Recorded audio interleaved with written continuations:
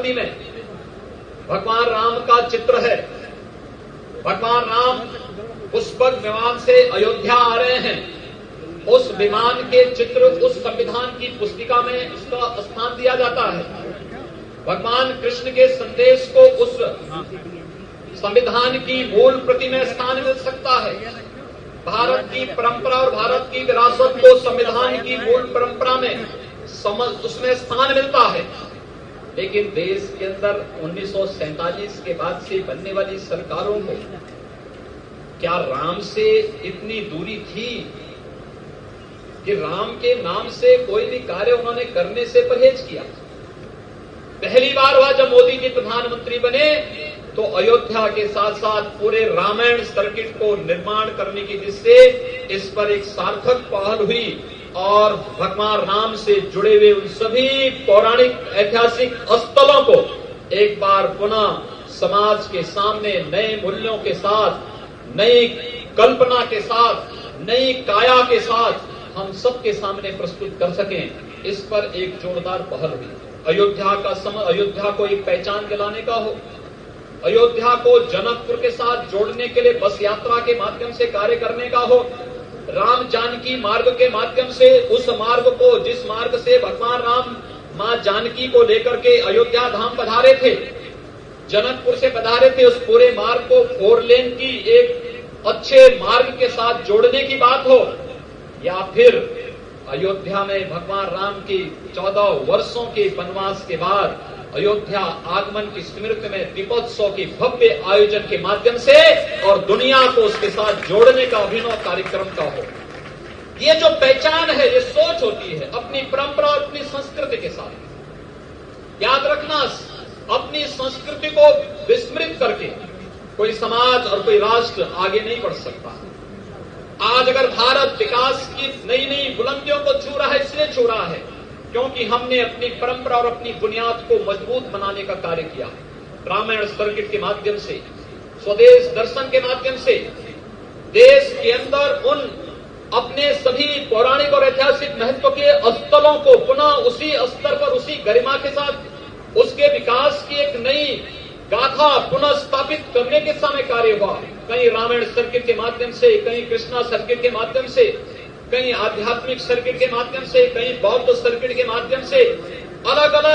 अलग सर्किट के माध्यम से इनके विकास की प्रक्रिया को आगे बढ़ाने का कार्य प्रारंभ किया और तब फिर अयोध्या को एक नई पहचान देने की बात हम सबके सामने आई। आज अयोध्या के अंदर चल रही विकास की योजनाएं उसी गाथा को आगे बढ़ाने की एक कथा है। भाइयों बहनों, अयोध्या का समग्र विकास हो। देश और दुनिया के अंदर अयोध्या की पहचान मर्यादा पुरुषोत्तम भगवान श्री राम की जन्मभूमि से है और पूरी दुनिया इसी रूप में इसको जानती है। इसीलिए जब हमारी सरकार प्रदेश में आई तो हमने यहाँ पे पहला नगर निगम गठित किया, वह भी अयोध्या के नाम से गठित किया और जब बात आई तो जनपद का नाम भी अयोध्या रखने का कार्य इसी श्रृंखला में हम लोगों ने किया। इसी श्रृंखला को आगे बढ़ाते हुए किया कि दुनिया के अंदर हमारी पहचान अयोध्या से है। नगर निगम भी अयोध्या होगा, जनपद भी अयोध्या होगा, कमिश्नरी भी अयोध्या होगा और अयोध्या के अंदर भगवान राम की उस परंपरा को हम आगे बढ़ाने का कार्य करेंगे और उसी परंपरा की श्रृंखला है। आज जब मैं अयोध्या मेरा आगमन होता है तो मैं अयोध्या में सबसे पहले गया था तुलसी उद्यान में, जो शोध संस्थान बना है।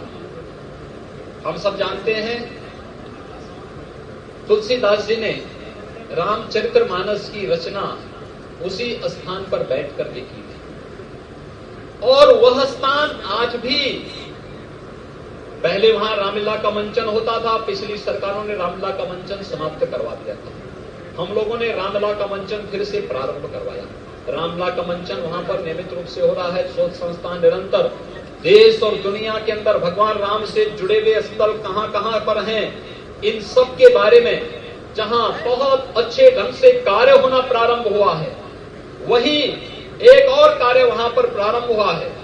कि दुनिया के अंदर जहां भी राम से जुड़ी हुई स्मृतियां हैं उन सब का संग्रह करना।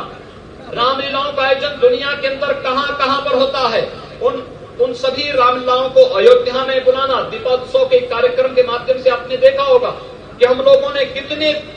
देशों की रामलीलाओं को अयोध्या में विगत 2 वर्ष के अंदर बुलाया है और निरंतर उन्हें बुलाने की, उन्हें आमंत्रित करने की और उसके माध्यम से पुनः अयोध्या की पहचान दुनिया के अंदर करने की। विगत वर्ष आपने देखा होगा कोरिया यहां आया था दीपोत्सव के कार्यक्रम में, वहां की फर्स्ट लेडी यहां आई थी, इस कार्यक्रम में सहभागी बनी थी, उनका पूरा एक सरकारी प्रतिनिधिमंडल उस आयोजन में सहभागी बना था और उन्होंने इस आयोजन के माध्यम से अपनी 2000 वर्ष पहले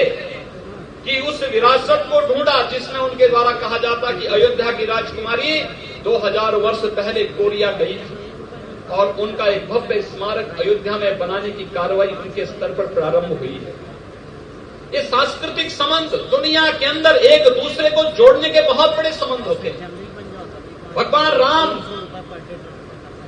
का विश्व व्यापी जो स्वरूप है वह इन सांस्कृतिक संबंधों के माध्यम से एक नई ऊंचाइयों को प्राप्त होने वाला है और उन नई ऊंचाइयों को प्राप्त करने की दिशा में विगत वर्ष आदरणीय प्रधानमंत्री मोदी जी के कारण कोरिया देश